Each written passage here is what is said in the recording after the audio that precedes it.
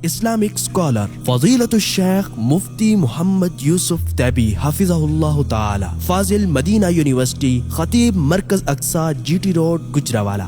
حضرت سلیمان علیہ السلام کا قصہ سورہ نمل میں اہم ہے، وہ گزر چکا ہے۔ چند باتیں سورہ نمل کی باقی ہیں، ان میں ایک یہ ہے کہ اللہ تبارک و تعالی بڑے عجیب انداز سے اپنی ربوبیت کا اعلان کر رہے ہیں۔ انداز بڑا عجیب ہے۔ اللہ فرماتے ہیں امن خلق السماوات والارض، اچھا بتاؤ پھر آسمان اور زمین کس نے بنائے؟ جیسے ایک مناظرانہ انداز ہوتا ہے نا، جیسے کسی کو زج کرنے والا انداز ہوتا ہے نا۔ اچھا بتاؤ کہ آسمان سے پانی کون نازل کرتا ہے، اور پھر زمین سے مختلف قسم کے پھل کون نکالتا ہے؟ پھر بھی اللہ کے سوا کوئی معبود ہے؟ اِلٰہٌ مع اللہ، پھر بھی اللہ کے ساتھ کوئی شریک ہے؟ کیسا انداز اللہ تعالیٰ کا۔ یہ بتاؤ کہ زمین کو رہنے کے لائق کس نے بنایا ہے؟ اگر زمین ڈگمگاتی رہتی تو تم کوئی بلڈنگ ہی نہیں بنا سکتے تھے۔ کبھی کبھی تھوڑا جھٹکا ہوتا ہے تو تمہاری حالت خراب ہو جاتی ہے۔ اگر یہ ہر وقت ہی ڈگمگاتی رہتی، پوری زمین پہ کوئی بلڈنگ نظر نہ آتی اور تم ٹھیک طریقے سے چل نہیں پاتے۔ اگر اللہ ساری زمین کو ریتلی بنا دیتا، کیا کر سکتے تھے آپ؟ تو اللہ ہے جس نے اس کو رہنے کے لیے قرار دیا ہے، اور اس میں نہریں جاری کی ہیں، اور اس میں پہاڑ ٹھونک دیے ہیں، اور اللہ وہی ہے جس نے دو نمکین اور میٹھے سمندر کے بیچ میں پردہ لگا دیا ہے۔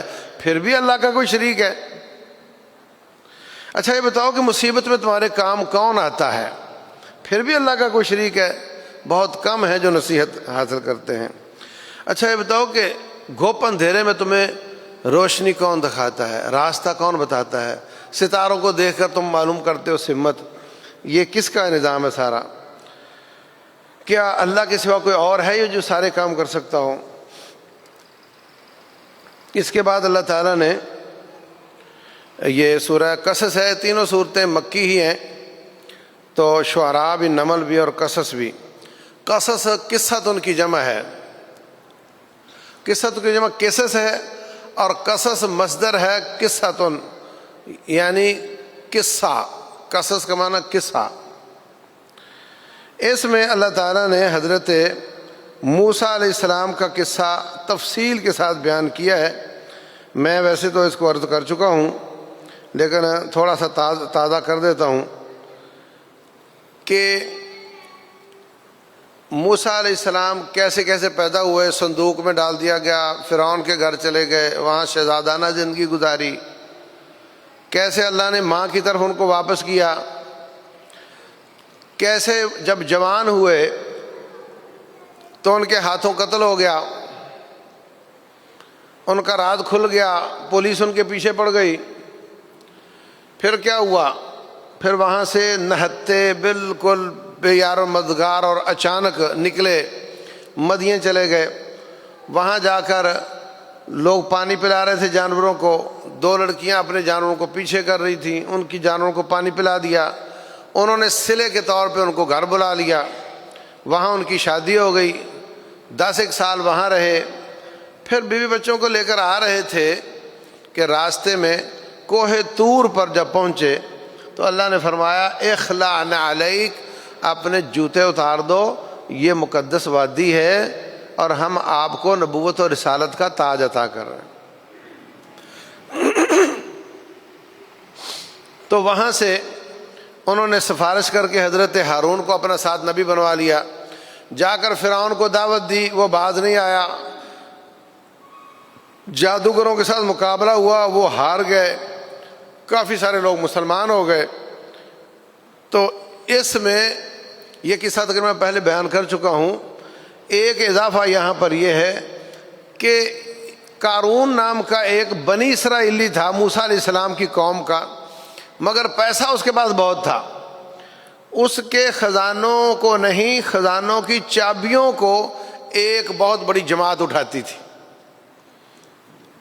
تو جب پیسے والا تھا تو فرعون کے ساتھ مل گیا. جتنے پیسے والے ہوتے ہیں نا، پیسہ اور اقتدار یہ ایک ساتھ ہوتا ہے. پیسے والے اقتدار حاصل کرنے کی کوشش کرتے ہیں اپنے پیسے کو سیکیور کرنے کے لیے. اگر سمجھ نہیں آتی تو ملک ریاض کو دیکھ لو. ہاں، تو پیسہ زیادہ تھا بنی اسرائیلی کانا من قوم موسیٰ فبغى علیہم، باغی ہو گیا ادھر سے اور کافر، اور جا کر فرعون سے مل گیا. اور یہ بھی سمجھ لو کہ حکمران جو ہوتے ہیں نا، سیاستدان، وہ ہمیشہ پیسے والوں کے اوپر ہی ہاتھ رکھتے ہیں. جتنے پیسے والے ٹائکون ہوتے ہیں نا، ان کو قابو میں رکھتے ہیں. تو فرعون نے اس پہ ہاتھ رکھا، حالانکہ بنی اسرائیل کے وہ خلاف تھا اور یہ بندہ بنی اسرائیل کا تھا. جب اس نے ایک دن پریزنٹیشن دی کہ میرے پاس کتنا مال ہے، تو کئی کمزور ایمان والوں کا ایمان پگھل گیا. کہنے لگے لیت لنا مثل ما اوتی قارون، ہائے کاش ہمارے پاس بھی اتنا مال ہوتا. اللہ فرماتے تم جانتے نہیں کہ ہم نے اس سے بھی طاقتور اور اس سے بھی زیادہ مال والوں کو ہلاک کیا ہے. اس سے بھی زیادہ مال والوں کو ہلاک کیا ہے. مطلب یہ کہ قارون سے بڑے بڑے بھی یہاں گزر گئے ہیں. تو پھر اس نے جب تکبر کیا، کہنے لگا ہاں یہ سارا میں نے اپنے علم کے بل بوتے پہ کمایا ہے. اس کو سمجھانے والوں نے سمجھایا کہ اس طرح تکبر نہ کر، یہ اللہ تعالیٰ کا مال ہے، کسی کو آزمانے کے لیے دے دیتا ہے اور کسی سے آزمانے کے لیے چھین لیتا ہے. تو کہنے لگا نہیں نہیں، یہ میرا مال ہے اور میں نے کمایا ہے. تو فخسفنا بہ وبدارہ الارض، اللہ تعالیٰ نے وہ اپنے بہت بڑے محل میں تھا، وہ پورے محل کو زمین بوس کر دیا. زمین بوس نہیں بلکہ زمین کے اندر بسم کر دیا. بسم نہیں بلکہ زمین کے اندر جا رہا وہ محل ہی اپنی شکل پہ ہی رہا، گرا نہیں، مگر زمین کے اندر جا رہا ہے اور جاتا جا رہا ہے. تو اس سے ثابت ہوتا ہے کہ انسان کو تکبر نہیں کرنا چاہیے اور اپنے مال کو سب کچھ نہیں سمجھنا چاہیے. اللہ تبارک و تعالیٰ کی لاٹھی بڑی بے آواز ہے. اس کے بعد سورہ العنکبوت ہے، اس میں شروع میں اللہ تبارک و تعالیٰ نے آزمائش کے بارے میں فرمایا احسب الناس ان یترکوا ان یقولوا آمنا وهم لا یفتنون. کیا لوگوں نے یہ سمجھ رکھا ہے کہ ہم ایمان لے آئیں گے تو اب ان کو آزمایا نہیں جائے گا؟ نہیں نہیں، ہم نے ان سے پہلے لوگوں کو بھی آزمایا تھا اور ہم دیکھ لینا چاہتے ہیں کہ تم میں ایمان میں سچے کون ہیں، جھوٹے کون ہیں. بی اے کے پیپر مشکل ہوتے ہیں، میٹرک کے آسان ہوتے ہیں. ایمان میں جتنا کوئی اوپر ہوگا اس کی آزمائش بڑی ہوگی اور جتنا نیچے ہوگا اس کی آزمائش چھوٹی ہوگی. انبیاء کی سب سے زیادہ آزمائش ہوتی ہے اور جو عام لوگ ہیں ان کی کم ہوتی ہے. جتنا کوئی نبی کے قریب ہوتا جاتا ہے سیرت میں، اتباع میں، پیروی میں، متابعت میں، اتنی ہی اس کی آزمائش بڑی ہوتی جاتی ہے. تو اس کے بعد والدین کی طاعت کا اللہ نے حکم دیا ہے اور کہا کہ اگر تیرے والدین اللہ اس کے رسول کی نافرمانی کا حکم دے تو ان کی بات نہیں ماننی، شرک کا حکم دے پھر بات نہیں ماننی. یاد رکھو لا طاعت لمخلوق فی معصیت الخالق. خالق نے پیدا کیا ہے، اس کی مخالفت میں کسی کی فرما برداری جائز نہیں. میں دو جملے بولتا ہوں، ان کو ذرا سمجھنا.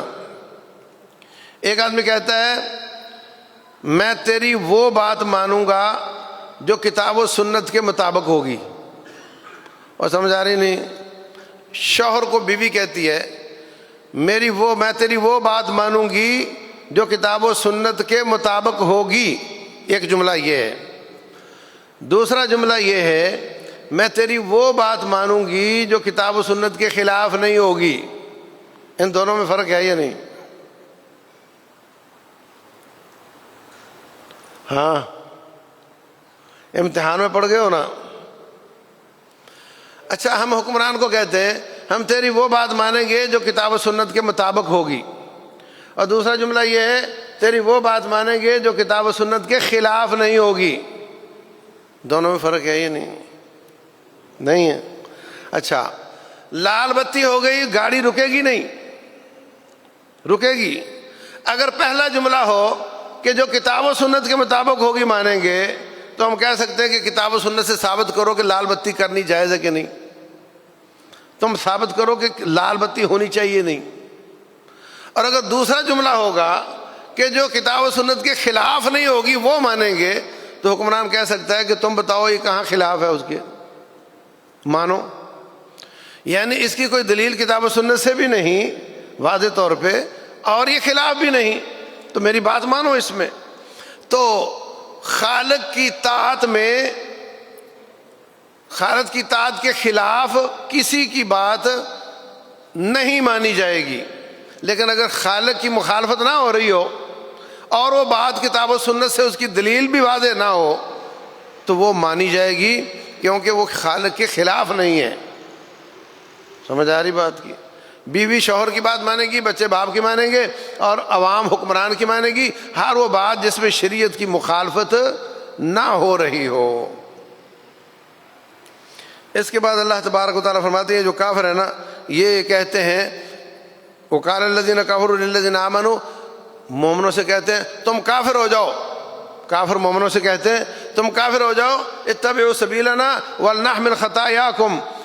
قیامت والے دن اگر تمہیں رب نے پوچھا تو ہم ذمہ دار ہیں, ہم تمہارے گناہ اٹھا لیں گے. اللہ فرماتے ہیں وما ہم بحاملین من خطایا من شیء, وہ ان کے گناہ نہیں اٹھا سکتے بلکہ وہ اپنے جرم اور تمہیں گمراہ کرنے کا جرم ڈبل جرم اٹھائیں گے, مگر تمہیں معافی نہیں ملے گی. تمہارے گناہ نہیں اٹھا سکیں گے, وہ ڈبل ڈبل گناہ اٹھائیں گے مگر وہ تمہارے نہیں اٹھا سکتے, تمہیں اپنے ہی اٹھانے پڑیں گے. جن جن کو گمراہ کیا سب کے وہ اٹھائیں گے, مگر تمہیں معافی نہیں ملے گی, اس لیے کہ انہوں نے کہا تھا ہم اٹھا لیں گے. بھئی جو کہہ رہا ہے میں اٹھا لوں گا اس کی اپنی اوقات کیا ہے؟ وہ تو خود پھنسا ہوا ہوگا وہاں پہ, تیرے گناہ کیسے اٹھائے گا؟ آخر میں اللہ تبارک و تعالیٰ نے سابقہ قوموں کے جو انجام ہے اس سے ڈرایا ہے. فرمایا ہم پچھلی قوموں کو منہم من ارسلنا علیہ حاسبا, کسی پر پتھروں کی بارش کی. یہ کون تھے؟ قوم لوط. ومنہم من اخذتہ الصیحہ, کچھ وہ تھے جن کو چیخ نے پکڑ لیا. یہ کون تھے؟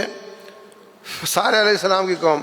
ومنہم من خسفنا بہ الارض, اور یہ جس کو زمین میں دنسا دیا. یہ کون تھے؟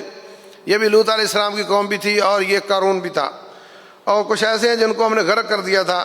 یہ فرعون بھی تھا اور نوح علیہ السلام کی قوم بھی تھی. تو ہم نے ان پر ظلم نہیں کیا تھا بلکہ انہوں نے خود ہی اپنے اوپر ظلم کیا تھا. اچھا, اگر اللہ تعالیٰ سابقہ قوموں کو عذاب دیتا رہا ہے تو اب اس قوم کو کیوں نہیں دے رہا؟ اس کی وجہ یہ ہے کہ رسول اللہ صلی اللہ علیہ وسلم نے دعا کی تھی, یا اللہ میری امت کو سابقہ امتوں کے عذاب کی طرح عذاب دے کر ختم نہ کرنا. سابقہ قوموں کو عذاب آئے اور امتیں ختم ہو گئی, ان میں ایک بندہ نہیں بچا. لیکن اس امت پر اس طرح کا عذاب آئے کہ ساری امت ختم ہو جائے, یہ نبی صلی اللہ علیہ وسلم کی دعا قبول ہوئی ہے. اور ہم سب جرم کر رہے ہیں, ان کی دعا کے سہارے جی رہے ہیں. تو اس قوم پر جزوی طور پر اس طرح کے عذاب آئیں گے. جزوی طور پہ پتھروں کی بارش بھی ہو سکتی ہے, جزوی طور پر زمین میں دنسایا بھی جائے گا, جزوی طور پہ لوگوں کو چہرے مسخ بھی ہوں گے, لیکن ساری امت پہ آ جائے اور ساری تباہ ہو جائے ایسا نہیں ہوگا.